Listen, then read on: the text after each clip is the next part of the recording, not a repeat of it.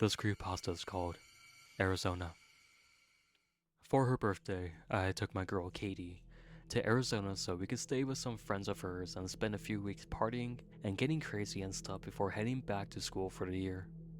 We drove up in my dad's car. It's a really old Ford make and it's pretty beat up. The road there was bumpy and long. Our relationship seemed as strong as on the road. We were really in love. That was the first time I realized that. I had never truly been in love before. We were about halfway there when we realized we were going to run out of gas long before the nearest petrol pump. Katie's head was out of the window, sunglasses on in the blistering heat outside. Nothing but the wild desert landscape to be seen in all directions. We became frantic. We hadn't seen another car on the road in almost an hour. What if we broke down here, in the middle of the desert, with no food or water, with no one out there to find us? I sped up slightly, driven by these fears. It was then that we came across a gas station, smack bang in the middle of nowhere, in dry, empty nowhere. It was an old, worn down servo. Long, yellow grass blew in the breeze beneath it. Outside were two rusted gas pumps. At first, we didn't know it was occupied. It seemed so lifeless, but as we pulled up and saw the petrol stains in the dirt, we were convinced otherwise. Katie started refilling the car, and I went inside to pay, and grabbed something to eat on the road. When I first went to open the door, it jammed. This perturbed me, so I looked up at the sign to check, and was reassured that the store was open. According to the torn sign that hung in between the dull yellow curtains at the door window, I pushed harder and harder with effort, and I got into the shop. Inside, it was totally abandoned, and left to ruin. Complete aisles lay on the ground, and the fridges were smashed and glass coated the floor. Despite the brightness outside, the interior of the gas station was dark and bitterly cold.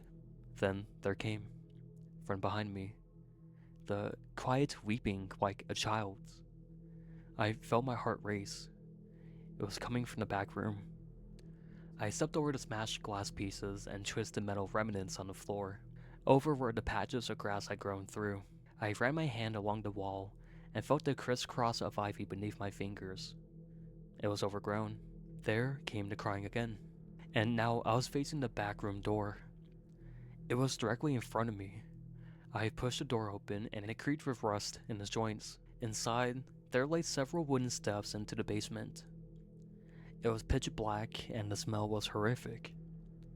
The drip drop of water alerted me to the fact that the basement was flooded.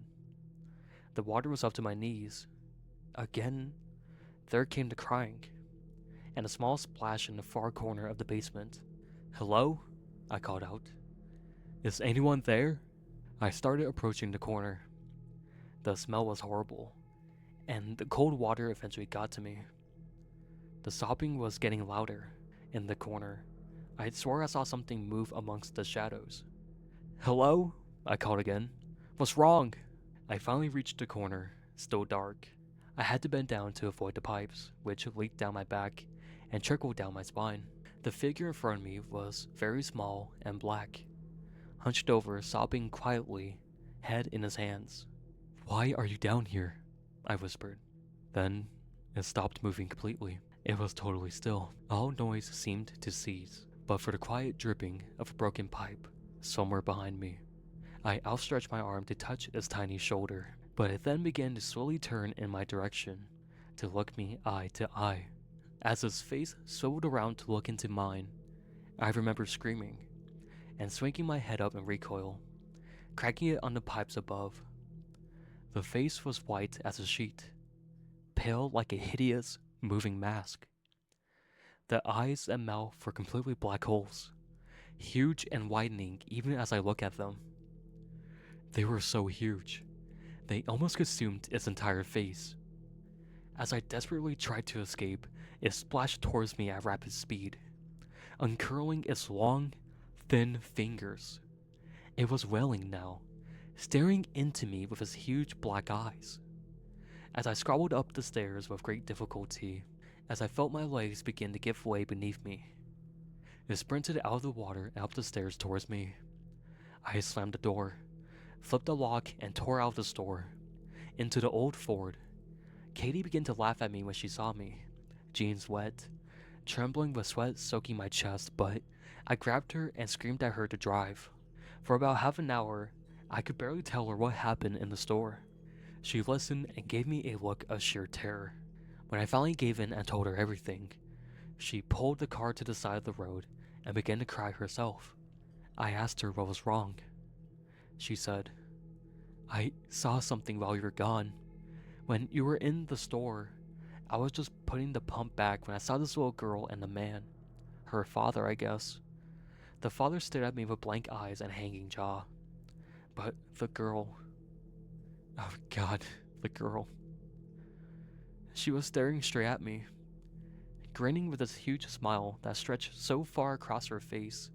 I couldn't see any hair on her, and her skin was so dark. Not dark like a color girl, but dark like a shadow. And her smile just shone through the window. I convinced myself it was a trick of the eye and looked away, and when I looked back, they were gone. Then a little while later, you came back out. It was dusk by now, and we had nowhere to stay. We had not traveled nearly as much as we hoped that day, and the nearest motel meant going back past the gas station, so we just drove up from the roadside where we were, into the clearing a little way up, where people camped sometimes. We have obviously come the night after a big party. There was broken glass everywhere. When we arrived, however, it was empty. After a while, I tried to reassure her that we were okay. I calmed her down, put my arms around her, and we started to kiss. I moved to get closer to her when she suddenly screamed like hell itself. "It's her! It's her!" she screeched, fumbling to start up the engine. I turned in time to witness a small black face, grinning literally ear to ear with only darkness inside. It was crawling into the car through my open window, with its limbs splayed out like an insect. It had too many limbs, way too many long arms, the fingers filling my face like antennae. We sped off, back down onto the road. Back on the road, nothing seemed right. There were no stars. That was what I noticed first. I was just too shaken to think about it, but there were no clouds that could be blotting them out. There was just the vast night sky, devoid of all light. Then, a few minutes after we had been driving forward, still sweating and breathing heavy, we passed a gas station. My heart skipped a beat. The gas station was at least a half an hour away in the opposite direction. All the lights were on, and I saw the doors sliding open. As we shot past it, Katie was in such hysterics, she found it hard to keep driving. We stopped the car. In the middle of the desolate road, I decided we should switch seats so that I could drive. She shuffled across her seat to mine, and I opened the door to get out. As soon as I was outside, the foul stench of the basement overwhelmed me. I gagged, then vomited down the side of the car. It was then I noticed the runner, a pale white thing, sprinting towards us through the fog, its limbs practically a blur. I could make out no face. How long had it been following us, running after us in the night? I got into the driver's seat as quickly as possible, and we drove off again, not talking. Katie whimpered, and I silently prayed. Then we passed the gas station again. The door was open now. There were two figures standing at the door, waiting. As we forced ourselves on, we both became aware of a soft, barely audible weeping in the back seats. Neither of us dared to turn around. "Ignore it," I whispered. My trembling hands gripped the steering wheel. Katie was curled in the fetal position, holding her head in her hands. The wailing increased, becoming extremely loud, ear-piercing, and horrific. Finally, I ordered myself to end it, and I looked behind me. For a split second, I thought it was a girl in a white dress looking back at me, but she was gone as soon as she appeared. I checked the seats carefully, and there was nothing. In my tiredness and fear, I had completely lost track of the road. I drove on, and all through the night, Katie whimpered. I touched her once, but she screamed. I never tried again after that. The noises from the back seat started up again. We passed the gas station twice more. The people at the door were closer and clearer every time. The finest slither of a red light had begun to settle on the horizon. It was still dark as hell, but at least I was able to see the road ahead of me now. Katie had been silent, face concealed under her hands for some time. I decided to check the time, so I turned on the radio. At first, there was only static, instead of time or anything at all. The digital clock simply appeared black. I fiddled with the dial, trying to change the station. In between the static, I found only one audible channel. It had a high-pitched buzz in the background. A man was muttering names and numbers under his breath. 29, Lucy. 30, Adam. 31, Katie. I switched back to the static. I knew which name was next. Her friends weren't home. Katie's friends lived way out in the country, with no one else around in a mile. The grass was climbing the walls outside. How long have they been out? As soon as we were inside, Katie started whimpering again. I realized that while she had been silent, she was biting her lip. Blood was trickling down her chin and the skin around her mouth was torn and chewed through. She grabbed the newspaper and some masking tape off the table and began blocking out the windows. After the night's events, I don't know whether I will be insane to join her or stop her. I simply watched. She covered the windows, jammed the door, and turned the lights off. For some time, it could have been minutes or hours. We sat silent in the dark. I offered to turn the television on, and Katie said nothing, sitting blank and comatose. I turned the television on anyway. A grainy black and white image flickered to life before us. A white face with empty eyes and an impossible huge smile flashed up, the smile growing wider and wider the longer we stared into it. There came the sound of weeping, from the television or in the house. I couldn't tell. We turned off the TV. It's been 3 whole days now. I haven't seen Katie at all today. She spends her time in the closet, crying. I once tore the door open and screamed at her, and she screamed back, her face contorting into something grotesque and inhuman. I slammed it in her face. The phone rings often. A voice, my mother's, I believe, whispering under his breath. I can only catch snippets of what it says. Come back. You're always welcome to come back. Sometimes in the background, I hear quiet chuckling. I hang up without saying a thing usually. The bathroom is shining white. I hear the shower running, and will walk in to find nothing. Nothing at all. Then when I'm in the bathroom, I will hear the television flick back on. It always goes to the face. In the background there are muttering voices now. I've called the police twice, and all I get is the whispering woman's voice. I called Katie's friends too, just as fruitlessly. There are knocks at the door a lot now.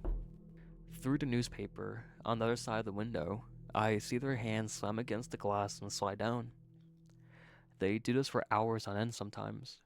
They press their eyes up to the glass, through the holes in the newspaper.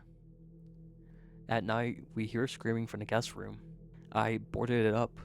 Sometimes I find tiny pieces of glass on the ground. A leak sprang up about a day ago in my room downstairs. Black spots of mold had appeared on the walls.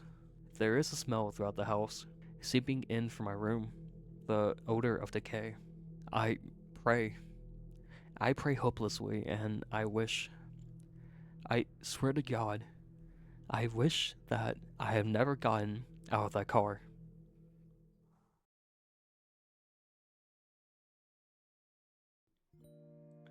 Okay, so I hope you all enjoyed that creepypasta called Arizona.